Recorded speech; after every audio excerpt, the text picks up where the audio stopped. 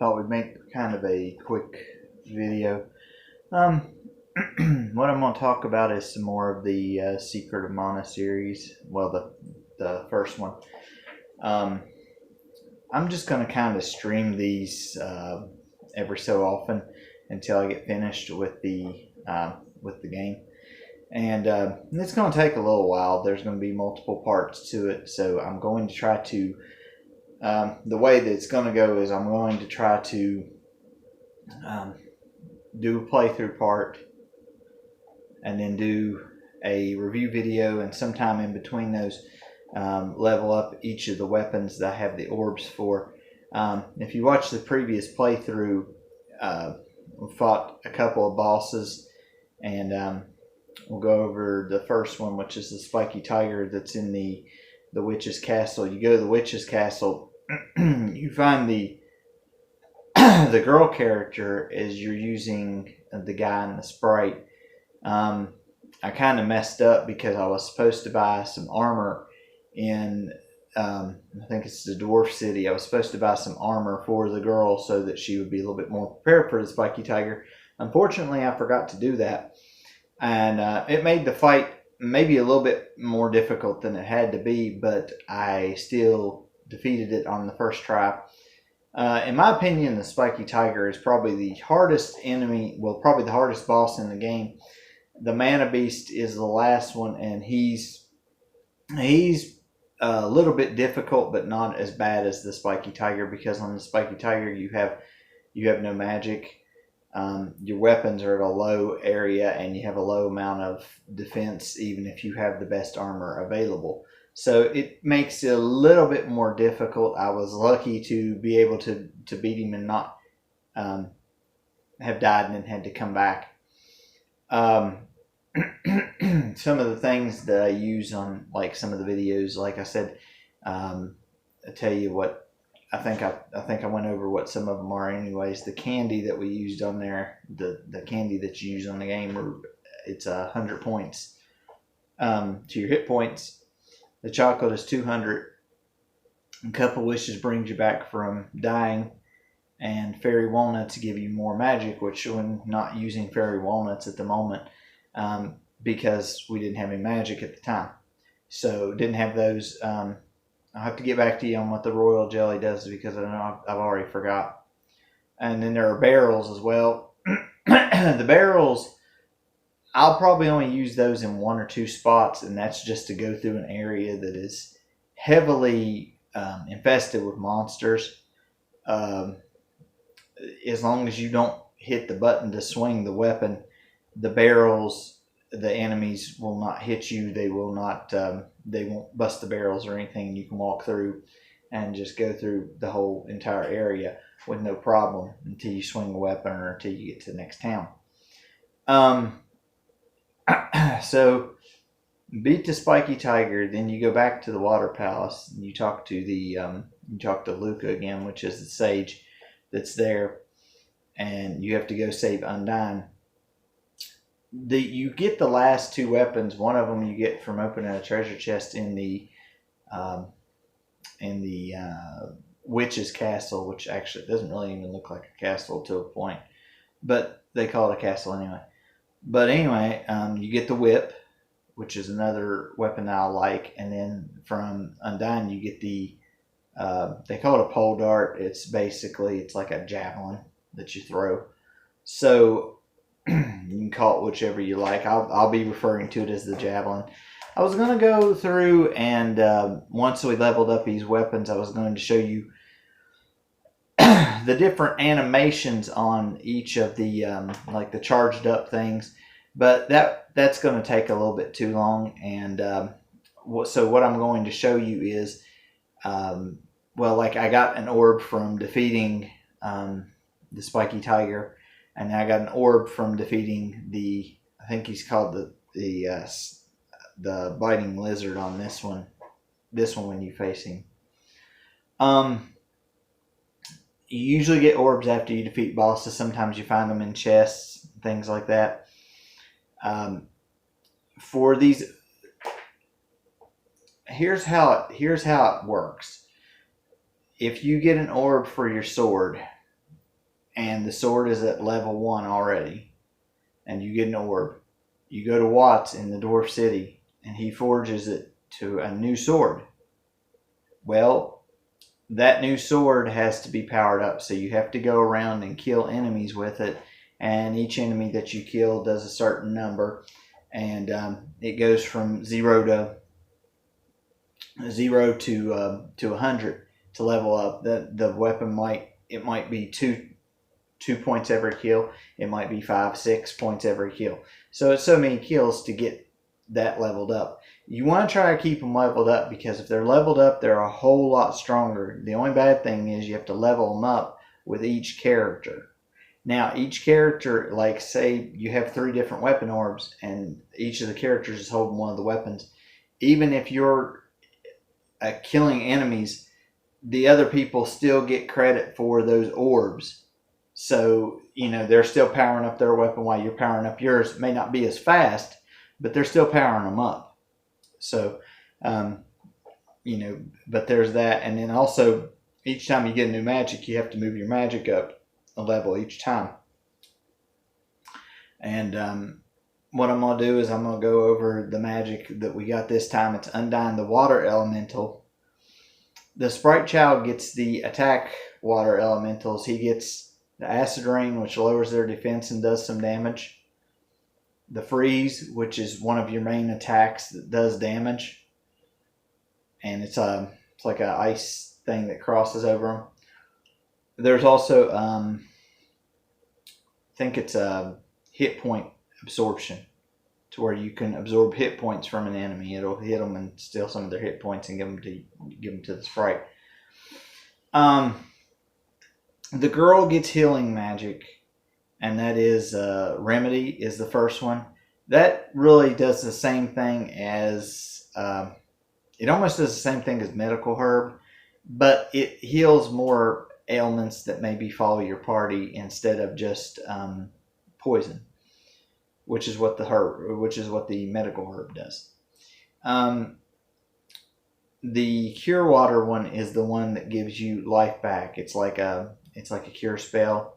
There will be a little droplet of water over your head. It'll come down, it'll hit you in the head, and then it'll give you so many hit points back. That's another thing. You want to keep your magic levels as high as they can go too. That way, the attacks are stronger and the healing is better. That way you don't run into too many problems.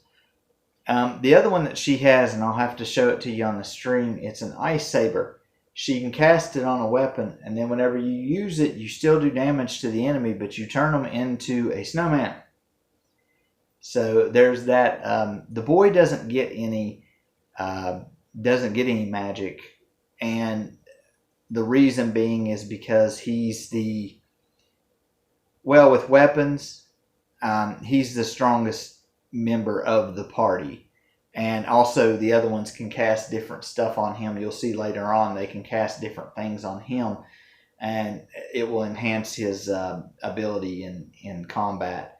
And so he becomes stronger. Plus, I'm not going to spoil anything at the end of the game, but you get some magic toward the end of the game that makes him quite a bit more powerful for the final boss fight and things of that nature. So also he'll have more armor and usually better armor than the other two. So he's kind of your frontline warrior, and he can kind of take a beating and still do pretty good. So that's why he pretty much doesn't get any magic. Like I said, we got the Undyne one. I told you the 3 spells on each side. So we'll go through another playthrough at some point. I've still got a couple of the weapons to level up.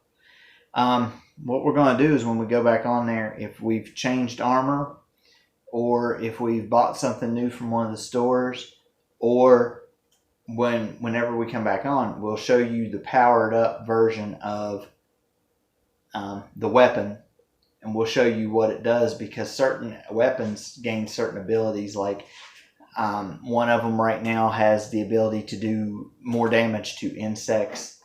insect enemies, and that helps in some spots, like especially where there's buzz bees and things like of that nature.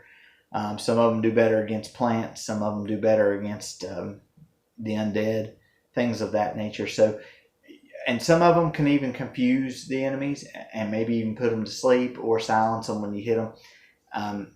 It's just as they go up, they do different things. So we will let you look at each of them so that you know what they do before we start using them. Also, want to talk about the playthrough that we did yesterday. Me and Jim did River City Ransom. It's a game that I've played many times in the past. Jim has played it as well. Me and Jim have both beaten it solo and together. It's a lot better to try to beat it together. Kind of got a little bit lost last night on there trying to figure out where we were supposed to go to get a specific enemy to pop up, and I'll kind of explain to you how that works. The game, we weren't really sure if we were going to go do it with full playthrough or not. We were just kind of playing around with it, and we didn't use any codes or anything because I asked Jim at the beginning if he wanted to use codes. He said no, so we just kind of played through it without codes or anything. There are codes for the game that make it a whole lot easier, but we elected to go with no codes. So I played as I think it was Alex, and I think he played as Ryan. Ryan's the one with the blue shirt and white pants. Alex is the one with the white shirt and blue pants. And they both have pretty much kind of the same abilities. You can buy books and stuff that help you punch. You can punch faster and you can kick faster and stuff like that. And then there's some other ones you can do different stuff with. We won't get too far into that. There's a bunch of different types of enemies too. Like there's the generic dudes, the frat guys.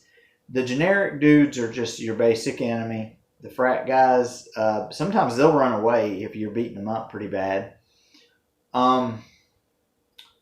There's the internationals. They're rather dangerous. Them, the squid and the mob are rather dangerous enemies. Most of them, they know how to block and they know how to fight. And usually if they get a weapon, you can be in a little bit of trouble. Some of the weapons on the game include like a baseball, a crate, a tire, a ball bat, a lead pipe, chain, different stuff of that nature, brass knuckles, just different things. So what you do is first you go into, I guess it's like a garbage dump, and you'll fight 4 enemies. The boss will come up, you'll know because it'll have a different noise, a different music playing behind it in the background. And you fight, I believe his name's Moose, I think is the first one. Moose can be defeated multiple times for more and more money.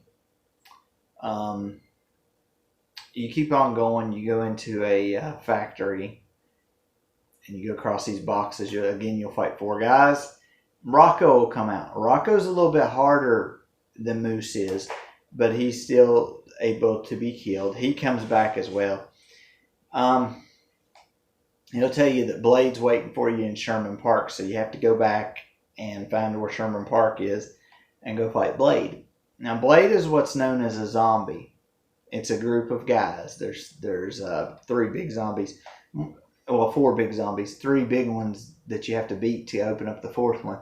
Once you beat all 4 of them, the Plague opens up as one of the other gangs. The Plague is between the squid and the mob area.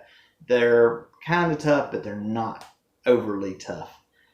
So after beating Blade, there's an optional boss too that's Bonnie or Benny and Clyde, and we didn't fight them. They keep showing up. Blade, as far as I know, doesn't show back up, I don't think. Somebody can correct me if I'm wrong with that, but I don't think he shows back up. He's not too hard to defeat. Then you go to, I think it's the 3rd one. It's after you come out of the tunnel area, and you'll fight some people, and then you'll fight, I believe it's Turk that you fight on that one. He's not really awfully bad. You'll go to like looks like a construction site with some bars down and stuff, like some pipes laid down and stuff. And you'll fight some people there. You'll open up Mojo. Mojo's pretty tough. Mojo is pretty tough. Once you beat those three, Blade, Turk, and Mojo, you'll unlock the ability to fight Thor. And Thor is the last zombie. All four of those are the zombies. And the last one is Thor. Thor is in the abandoned, I think it's called Vacant 3rd Street building. He's in the last room. You'll fight, knock some people off. You can't just knock him off of the ledge he's standing on. You have to beat him. Because we tried knocking him off the ledge and it didn't do it. So you have to beat him. I think Turk, Mojo, and Thor will all come back if you fight through those areas again. Thor can be quite hard because he takes quite a beating, but you can kill most of the bosses with weapons. I like using chains, lead pipes, or baseball bats on them because those seem to be the fastest weapons, and those seem to be the ones that you can kind of beat them down with pretty quickly. Now you'll go to River City High School and you'll be outside the gate. You'll fight Ivan. Ivan is an international and he blocks a lot. And what you have to do is this is where a weapon or like the upgrades on your fists or on your feet work a little bit better because you start hitting him and stay on him. Because he'll block. What me and Jim tried to do is we tried to get a couple of them in between us and trade back and forth on shots with either a weapon or a punch or a kick or something like that. And if we could get them in between us, we did pretty good. So another thing I wanted to mention is if you're playing 2 players and one of you dies but the other one lives and you go into the next stage, the other one will come back with full life. There are ways to upgrade health and the damage that you take and things like that, but you have to look for different books, power-ups, meals, and stuff like that to do that. Once you get into the high school, you'll be in the gymnasium. You'll fight enemies there, and then Otis will come out. Otis, again, not really a very, very difficult boss. Then you have to jump up onto a bar, jump up onto a basketball hoop, and then jump up onto the railing on top and go through the door. You can fight. I don't think you can fight Ivan more than once. I think you can fight Otis more than once. If you go to the 2nd floor and you stop in the high school, you'll fight after knocking out the guys there because some of these will come in and they'll be the cowboys. You do not want them to have weapons. If the cowboys have weapons, knock them down and take them out of their hands. They are dangerous with weapons. But if you beat up all the ones on the 2nd floor, you'll face an optional boss named Tex. Tex is a cowboy and he looks like he's all hopped up on something. His eyes are huge. We didn't face him through the playthrough. If he's got it, I think he shows up with a weapon, maybe a lead pipe. You need to hit him while he's talking and take that lead pipe out of his hand because if he's got that lead pipe in his hand, he's probably going to hurt you pretty bad. So, but what you really need to do is you have to go to the 3rd floor. Now, this is hard to do with one person. It's pretty tough to do with 2 people. You'll face the twins. And they'll start playing a Double Dragon theme. There's no other enemies up there. It's just the twins. They're at the far end of the room. Me and Jim like to get them in between the 2 of us and just wail on them back and forth. If you're playing 1 player, try to get them up next to the wall and just beat them down. Because if they get like to where they're separated, and you're 1 player, you're going to be in trouble because they can beat you down pretty fast, and they are very, very strong. They can beat you down very fast, and they can move around very, very quickly. So if you're one player, you got to get them up in the corner. If you're two players, try to get them in the middle of you and just beat them down. Then you'll go face. Let me remember how they do this. I think his name's Simon. And at the beginning of the game, you have a ransom note that says Slick. It's pretty much the same guy. You beat him and you beat the game. He can take a lot of a beating. He's not very, very tough, but he can take a beating. The ending is not that great. It just talks about the kids go back and they're honor roll students, and the guy that you saved his girlfriend, she goes on her favorite pastime, which is shopping, and life goes back to normal and everything, and it's kind of not worth it in the end, but it's a good game. You guys probably won't see me do a solo playthrough of it. I may, but I doubt it. It's for the Nintendo Entertainment System, the NES, the very first one. I like it. It's a good game. I've played through it many a times. Jim's played through it many a times. We both enjoy it really good. It's a classic brawler beat 'em up. It's a really good game. If anybody gets any chance to, you may check it out. It's got a little bit of a following on it. There's quite a few people that like it, and it's just a really good game. And there's a lot of different things that you can do on there that I won't spill the secrets. There's a lot of different little tips and tricks that are that we don't do in the playthrough, but they're interesting. One of them, I'll give you one of them. You can stack players on top of things. Like if one player is holding a garbage can, you can get the other ones to jump off onto the top of the garbage can and make like a human totem pole. You can also pick up some of the characters, and you can now you'll see both of these. Jim picks them up and kind of swings them. You can hit other enemies with those. I pick them up usually and throw them. So you can do those things. You can actually hit the other character, which sometimes is not beneficial and sometimes it is beneficial. There's that, and then you can throw weapons, or you can use the weapons to hit them with. Or you can throw them at them. Overall, though, it's a good game. I really like it. I'm sure if you ask Jim, he'll tell you the same thing. But like I said, we'll do the Secret of Mana playthroughs. Still do the Friday night flashback tomorrow, and then I'm going to try to do these Dungeons and Dragons games. Maybe play 10 to 15 minutes each one, and do a big review. Well, just a main review over the whole series at one time, and because I think they're fairly similar, so we'll probably just do one review, and then we'll probably go on to the next games in the series, or not the series, but the next games that are up in alphabetical order for the NES. So, but until we get all that stuff settled out, we will see you next time. And like I said, every time I try to release a Secret of Mana video, I'll try to release one of these to kind of explain to you what we're doing, where we're going. So until next time, we will see you later.